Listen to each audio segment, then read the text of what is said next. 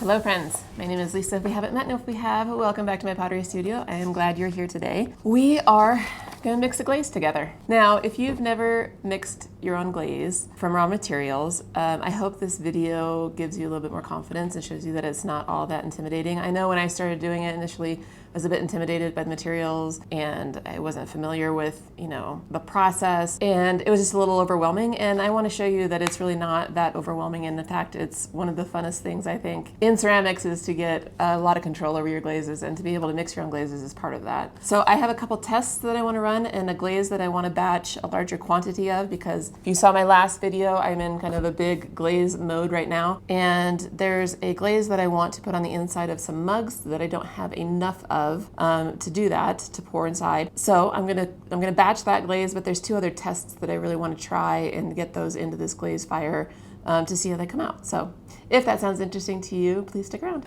All right, so let's say that you have found a glaze recipe. Doesn't matter where you found it online or you found it in a book, and you want to test it out and see what it looks like on your clay body. I'm not going to go into much about the actual chemistry, because I do think that if this is something that appeals to you, it is so worth the time and the investment in taking a glaze chemistry course.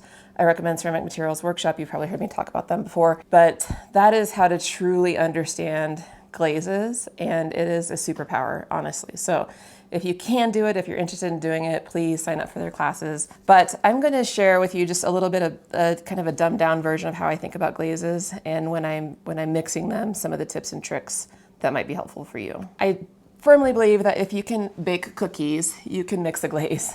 If we kind of give it that analogy, right?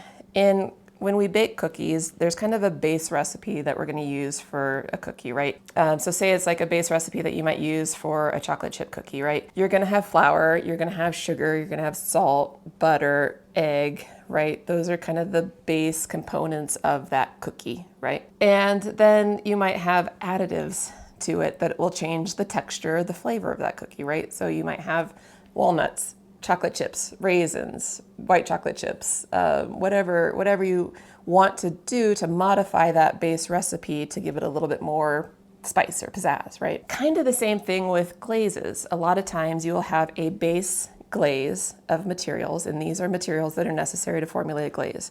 So every glaze has like 4 to 5 basic components, depending on if you're firing to cone 6 or to cone 10. So you have to have a source for silica. This is like your quartz, flint. It'll probably be called flint in most recipes. But that's kind of your glass former, right? And then you have a source for alumina, and this is generally a clay mineral. So it's not your clay body, it's the clay mineral. So I use typically OM4 ball clay or EPK. These are things that you'll see in a glaze recipe that is your clay mineral. And then you're gonna have something, and this goes back to the periodic table of elements, so don't get too freaked out, but you're going to have something that's in the column for an alkaline earth, and you're going to have something in the column for an alkaline metal, right? So your metals are going to be your sodium, potassium, lithium sources. So you'll need at least one of those. So you'll have one of those in your recipe. And then you have something in your alkaline earths, which is your calcium, magnesium, strontium, barium, something in that column, right? And they're called out as different things. So it's roughly, you could say feldspars and carbonates, right? So your carbonates would be your alkaline earths, if I'm getting that right, and your feldspars would be your alkaline metals, right? So you'll have one ingredient from each of those two kind of categories, and then you're gonna have silica, alumina. I fired a cone 6, which means that for me to get my glazes to melt at that lower temperature, I have another additive, which is called a frit. And there's a number of different frits on the market. And I have a couple of different ones that I use for different reasons. But so ultimately, all that to say is that your base glaze is going to have at least those 4 materials, if not 5, plus, your additives. And so additives, when we go back to our cookie recipe, like your chocolate chips and your walnuts and stuff like that, your additives are going to be things like cobalt, if you wanted a blue color, your chrome, if you wanted a green color.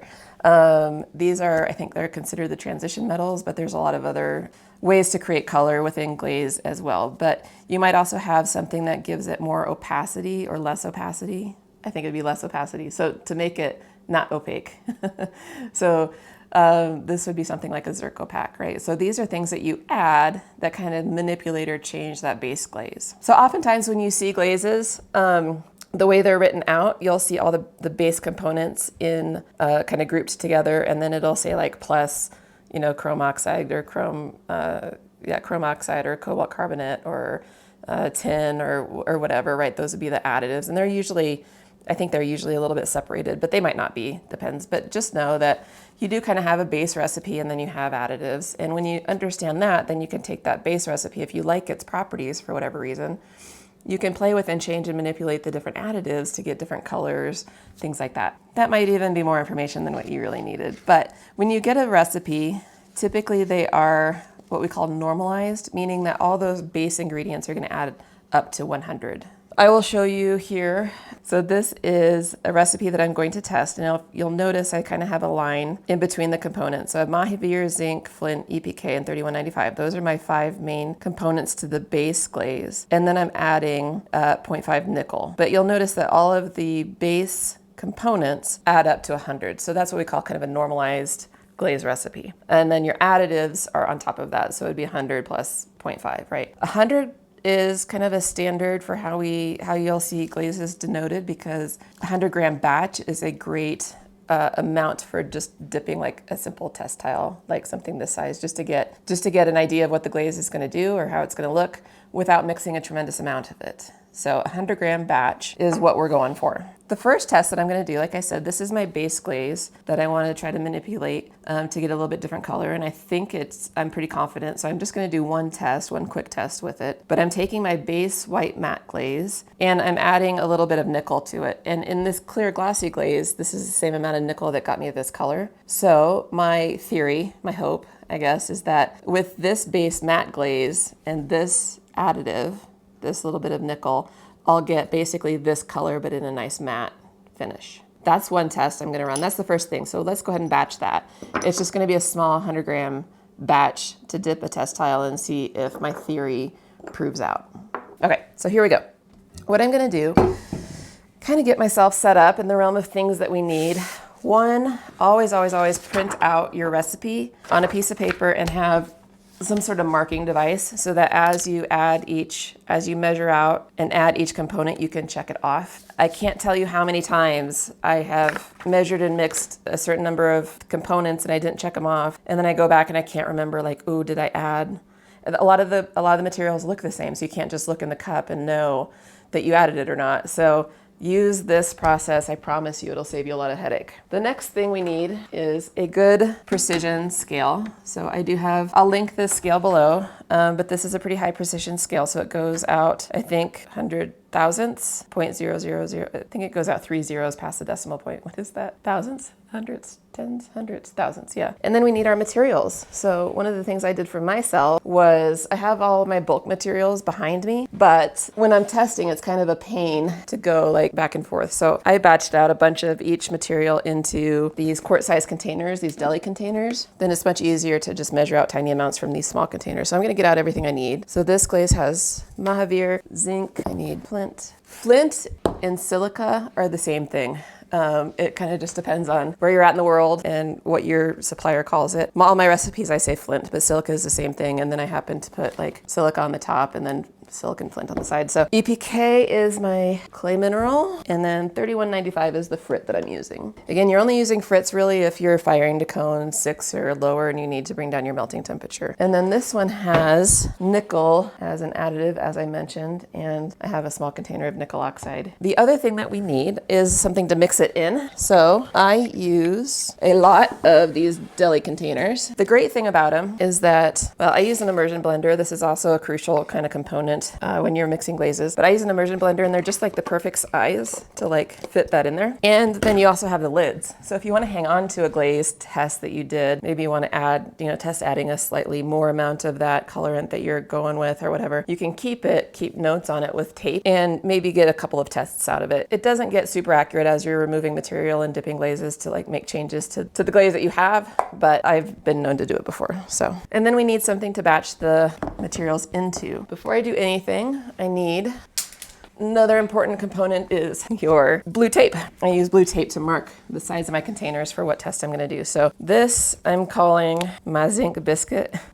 Okay, so this is just the name of the glaze. This is kind of what I've nicknamed it so far.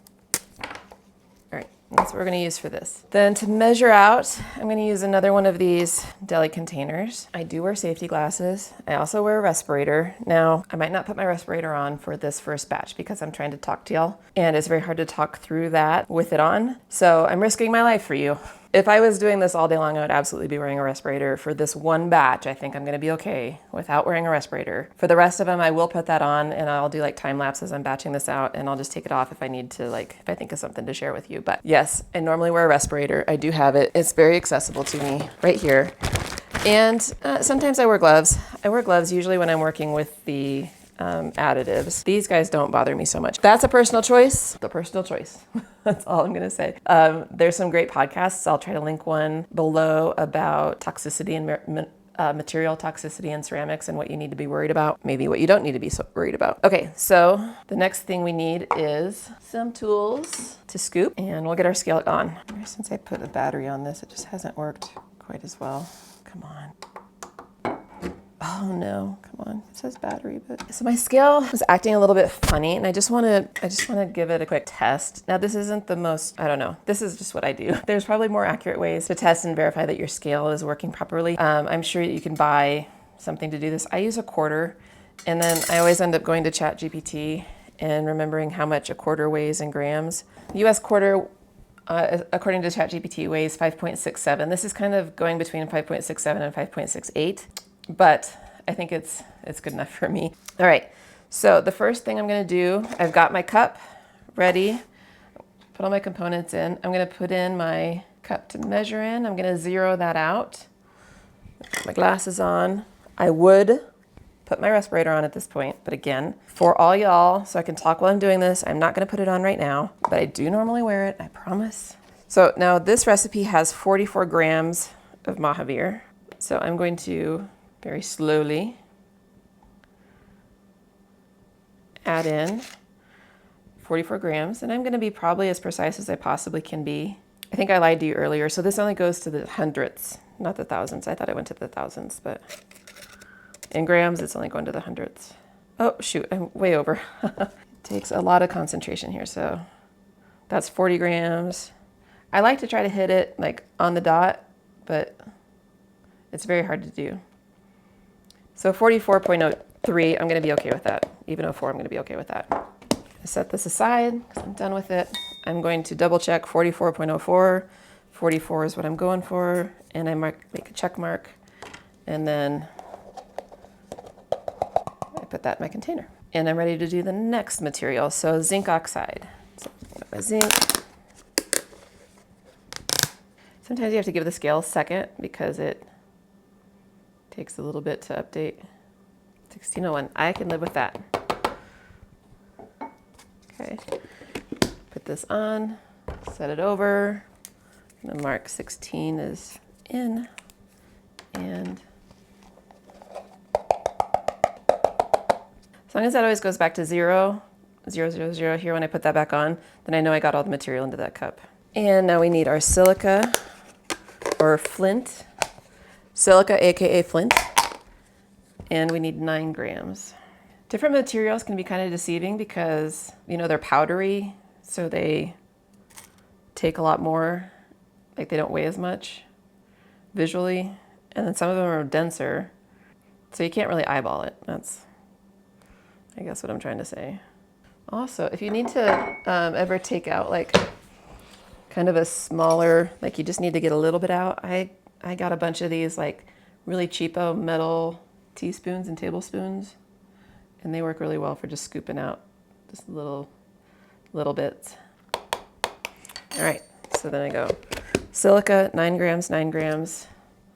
Put this aside, check off my 9 grams, and get her in there. Now EPK, again, this is our clay mineral. There's also the alumina source. Sometimes I have to remember my chemistry here. Okay, so I need 13 grams. All right, so EPK 13, 13. And then the last material in our base glaze, here's gonna be my 3195 frit. I think this is made by a company called Ferro. I think they're called Ferro frits, or I could be wrong about that. I need 18 grams. And don't ask me what's in a frit, I have no idea. I just know what frits do. A lot of the materials I try to study and remember exactly what they add, like if they're a potassium source or if they're a, I'm way off. Just because I think it's kind of fun to remember. I don't say that you necessarily, ooh, I got the 18 right on the dot. That's cool. I love when that, nope, stay. Yeah, I did, okay. I kind of like learning the chemistry. I like understanding it, but you may not be that way, and that's totally fine. So I have all my base components in here. Now I have one additive for this test, which is some nickel. What I want to do for this one is just a little piece of paper. And I usually have those. Oh, I do have them, okay. So I have some pre-cut little pieces of, this is just regular old copy paper. These work quite nicely when you're measuring out like really tiny amounts of something. And I usually put like a little bit of a crease in it. Put that on the scale, zero that out. Because what I'm looking for is 0.5 grams, which is a tiny, tiny amount of a small powder. So I use my tiny little metal teaspoon, and I'm just gonna weigh it out right on this piece of paper. Oh, look at that. Oh, 0.51, 0.52, all right. With the colorants, some of them are just extremely powerful.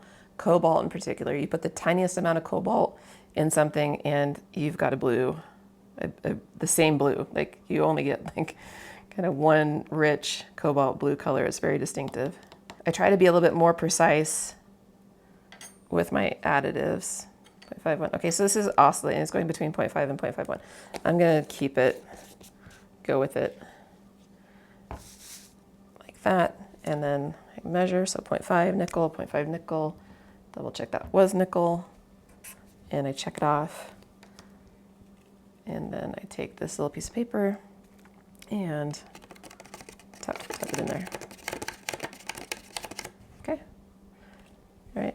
And usually if this goes back to zero, I feel pretty good about that. It kind of marks up the paper, but I feel good that I got all of the material in here. Now, if I was gonna batch out a lot of other glazes right now, I would put a lid on this and then I would wait and do all of the rest. I'd batch the rest of them out and then add the water and mix this up later. But let's go ahead and I'm just gonna set this aside and show you the next step of adding the water, mixing it, and dipping a tile. So the next step is each base glaze should hopefully have a recommendation for the amount of water that you want to use for that base glaze. I need to go back to my notes and see what the water content was for this one. I want to say mine are mostly like between 80 and 85%, but that's not true always. That is not always true. You can have a glaze that wants over 100 grams of water. Oh, this is 95% water, so I'm glad I checked. So I save all of these sheets and I just keep them in like a file folder like this so I can go back to know exactly what I did last time. So I'm gonna put on here 95% water. The last video, I think I showed you, I bought those 100 milliliter syringes. Forgive me for being American, but I just learned that 100 grams or 100 milliliters of water is 100 grams, right? Let's double check that. I'm gonna use those though, that might be easier. I'm kind of excited about this. So normally what I would do is I would put my cup back on here, put water into it until I got 100, or I had however many grams of water I needed in the cup. So if it's 95% water, your dry batch weight is 100 grams and you want 95 grams of water. I think that if I fill this up to 95, that will be 95 milliliters, that would be 95 grams, right? So I'm gonna double check, but that's cool. I don't know, you all know this probably, but let's zero this out. So this should work, this is gonna work. Ah, that's 95.3. That might not be as accurate because I can't visually see super well where the 95 is on there, but yeah. And then so the trick, that's kind of tricky. I don't know. I might go back to my old method here. Oops, I forgot to zero it out. Let's start over. I don't know. Maybe the syringe will work for you. I got prematurely too excited about it. The thing I struggle with is you get the bubble that's at the top, and then I don't know. You can't take out material if you got too much too easily. See, like, you know, this way it's easy to remove some if you got too much. So then I'll just take my dry material and add in my water. With that, all right, I'm gonna get my immersion blender ready. I have a convenient power cord right above me. Now you definitely wanna have your glasses on for this one.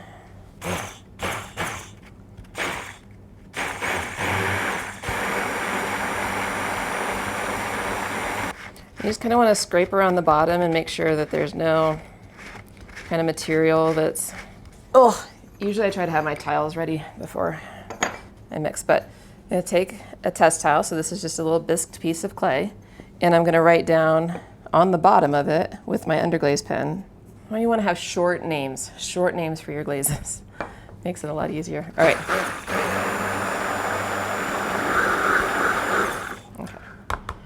Get it good and mixed up. All right, and then I dip it in at an angle, and I usually count to about 6 or so.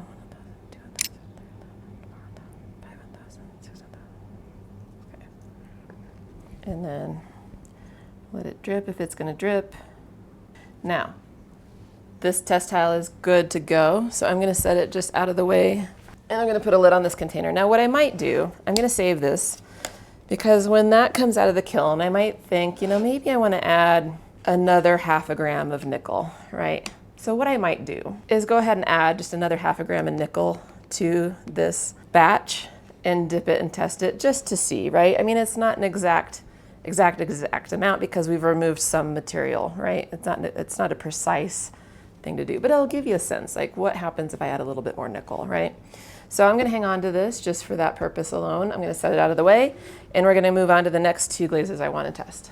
And I will also set this over with it. I have one glaze that I wanna batch a larger amount, so we'll do that together. And then I've got these 2 other glazes that, it's kind of interesting. So I set these aside. They were in a batch of tests that I ran several years ago. I don't know if you can see them very well here, but they both, well, they're colors that I just adore. I think they're absolutely beautiful, but they both have this interesting effect where it almost looks like a little bit of phase separation or something. You get like this kind of brown streaking effect in there.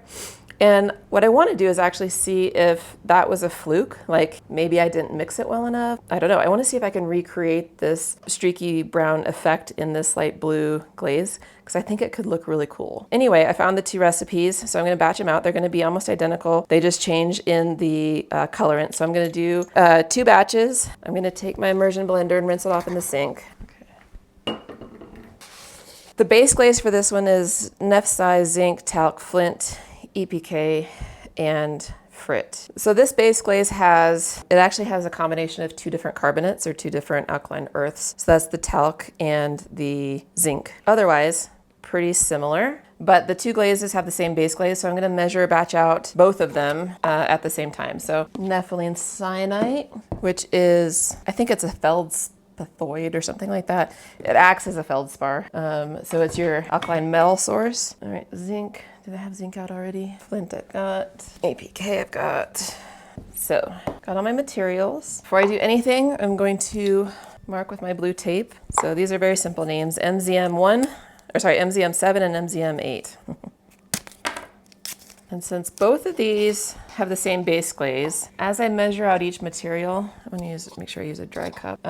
Like I'm just gonna do, like when I measure out the Neff-si, I'll do the Neff-si for both of them. And then when I do the zinc, I'll do the zinc for both of them, because it just reduces how much you're like taking lids on and off and all that. So we'll start with, I like to go in order. So I'll start with my Neff-si, and I am gonna go ahead and put on my respirator for this next round.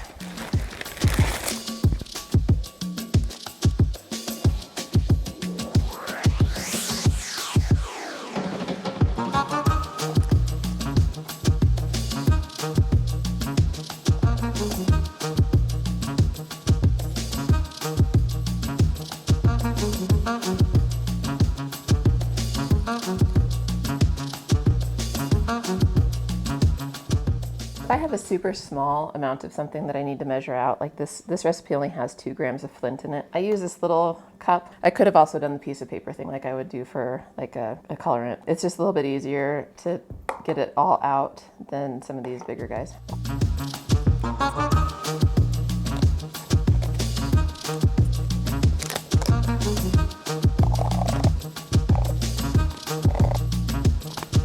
Okay, so I got all the base components for these two tests batched out. Now I'm going to do the colorants, and that's where they change a little bit. So they both have nickel and they both have cobalt carb. They just have different amounts of it. So I'm gonna use one sheet of paper for the nickel, one sheet of paper for the cobalt. I already have nickel here. I'm gonna get 2 clean little scoopers. And I need 0.2. So the colorants, the amounts on colorants are always like super, super tiny, tiny amounts, and they can be very difficult to weigh out. But I do my best. I would need 0.2 grams. I've got 0.21, 0.22. It kind of keeps going back and forth, but I'm gonna call that good. Like I said, I try to be as precise as I can with the colorants because a little does go a long way. A little does make a big difference. You also kind of can't go crazy either. Oh shoot, that was, okay. Glad I caught my mistake. So I almost measured these exactly, but the first recipe here has 0.2 grams of nickel, which is what I measured out last time, but this one has 0.5 grams. So I actually don't have enough. So that's why we check and double check and have a good methodology. The worst thing ever would be to create a glaze and not be able to recreate it, right?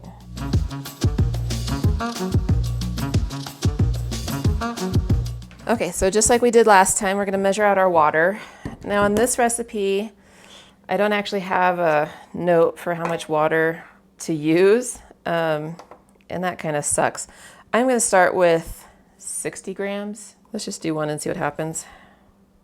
Okay, so that's about 60 grams. It's already feeling like that's not gonna be enough, but let's see. Yeah, I'm gonna add another 20 grams. That I can already tell is too thick. It feels a little thick, but I'm gonna stick with 80 grams. I have a test towel here, and this is my MZM7. Let's quick that. 1 1000, 2 1000, 3 1000, 4 1000, 5 1000, 6 1000. All right, and we'll set this one over with our other that's ready to fire. Now on this one, I'm just gonna go ahead and do 80 grams of water.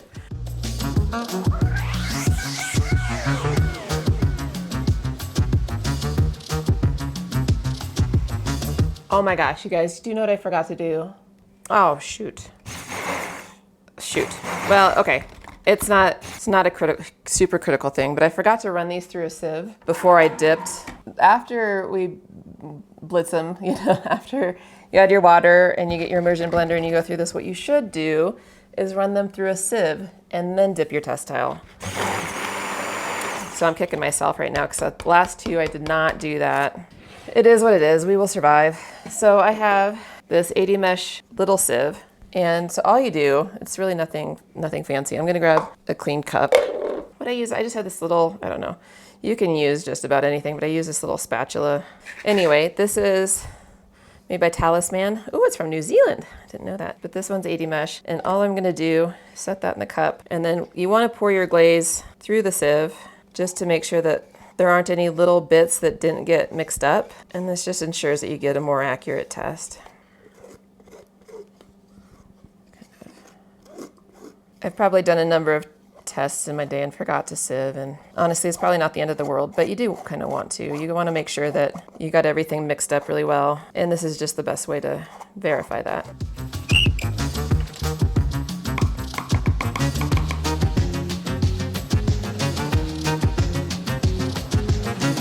So after I do that, what I normally do then is I put a lid on it, and then I take the tape off of this one, and then I'm gonna set these over and out of the way. 3 test tiles done. All right, so I'm gonna clean up, and then let's batch one more glaze. We're gonna do a bigger batch, and I'm gonna talk to you about bentonite. Bentonite is an interesting material, and it's something to know about if you go to mix a glaze that has bentonite in it, so stick around for that. All right, let me clean up. Yes. I thought my camera was recording and it wasn't. I started batching out a bigger glaze, not a bigger glaze, I don't know, more volume. This is a glaze, lovely kind of glossy green, sort of like a hunter green that I've already tested and I already really like. I just need more of it. And so instead of batching out 100 gram test batch, I'm batching out 1,000 grams. So it's just kind of like doubling any recipe, you know, you just multiply it. So instead of doing like 19.5 grams of a material, I'm doing 195 grams of a material. I'm batching it in a larger container on my scale, and I'm mixing it into a larger container overall. I've got most of the material weighed out here, but I've got one more to do.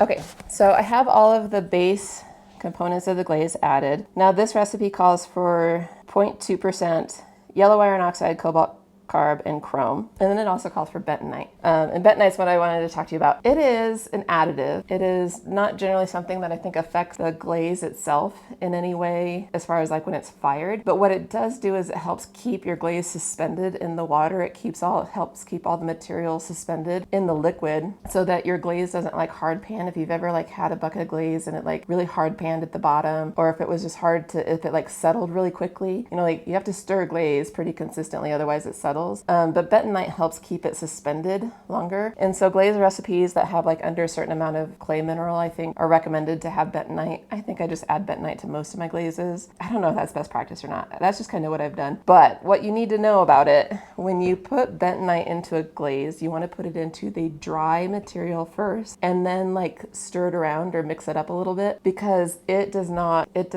sort of like, I don't know how to describe it. I saw a TikTok, I think, there was some trend a while back about people thinking you should eat clay in order to like clean out your digestive system or something. It's totally ridiculous, but they were selling like edible clay. I actually looked at what it was and it was just bentonite. But there's a TikTok of this girl trying to mix bentonite with water, and just for funsies, we can do it. We'll do it. I will show you what just mixing bentonite and water together will do for you. It's awful, but it doesn't dissolve. It doesn't break up. But if you stir it around in other dry materials and let it kind of disperse in your dry materials, then it's fine. Then you're okay. I'm gonna put I'm not gonna measure it out or anything, but just adding, see what that looks like? All right, if you notice, it will clump and it will like get kind of mucky, but it just will never like dissolve. It does not, I don't know what that property is called like scientifically, but what happens, so if you try to add this obviously to a wet glaze after the fact, you're just gonna have like lumps of bentonite in your glaze, and nobody wants that. That's not fun at all.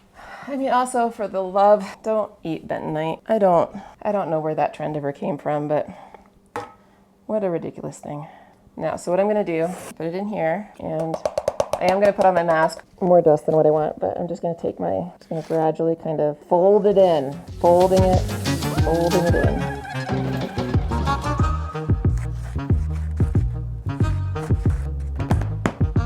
My experience, just something like about that much is enough. All right, I also need some colorants. It calls for yellow iron oxide, cobalt carbonate.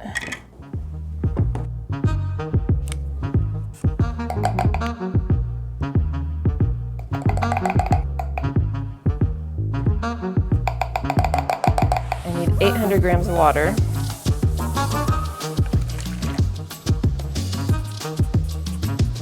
Put my 800 grams of water in here. But we'll let that settle for just a second, and I'm gonna get out my bigger sieve. I'm still gonna test this before I actually put it on a piece, just to double check and make sure. Or at least usually I try to do that. I don't know, maybe we'll live on the edge and we'll go ahead and just use it and get this really moving here.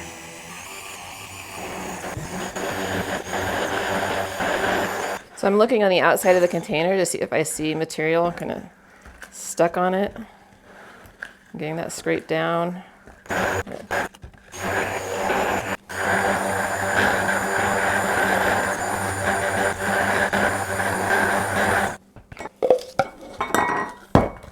My trusty little rubber spatula, spoonula thing, whatever. Go around, make sure nothing's stuck to the side here. And then I'm gonna run it through the sieve, get it all stirred up, and then these sieves you can find at your ceramic supply store. And then I find for larger amounts, these 5-quart kind of paint buckets work pretty well, because the opening, the bottom of the sieve, that little like, is small enough. If you do have a lot of clumps, it's nothing wrong with like running it through the sieve multiple times. You can totally do that. That was actually pretty nice and pretty clean, so I'm relatively happy with it. I'm gonna just take this over to the sink right away. So note for reference, 1,000 gram batch is probably more than a quart. However, my problem is I only have lids for these containers. So what I'll do, I'll just have to split it out. Blitz it just in case. I'm gonna pour it into this container, and what I have left over I'll pour into that one. Just a little bit more than what'll fit. So, actually, it's quite a bit more than what would fit. Okay, so it's like 1.5 quarts, I guess. It's not really a big deal. I'll label both of them. They're both the same glaze. I'll use up this one first, but you just need to have containers that have lids for the amount that you want. And I kind of standardized on these deli containers, and they work really well for me, but sometimes this is a reality, so. I think I've heard some people say that you should let your glazes sit for a day before you use them, but I've never noticed any difference. I've used glazes that I mixed right away, and I don't know, nothing stood out to me. Remember, short names for your glazes. This one's too long. Use short names when you name your glazes. Okay. But that's what it looks like in my camp for mixing glazes and batching things out. I hope that was helpful. There's so much to glaze chemistry, and I'm so certain that I didn't share. I'm sure there's other aspects and things that I should have mentioned that I did not mention in this video. But I'll batch glazes again. We'll do it together. We'll do some glaze testing together, I'm sure, on this channel at some point. So if that sounds interesting, definitely give me a subscribe. But I hope this was helpful, and I hope that if you're just starting to think about mixing glazes yourself and doing some glaze testing, it's really shouldn't be that intimidating. If you can bake cookies, you can mix glaze. I'm quite certain of it. I encourage you to give it a shot. It's actually, like I said, it's just an absolute superpower. So with that, I'm gonna leave you here, but thank you so much for hanging out with me, and we will see you in the next video. Bye guys.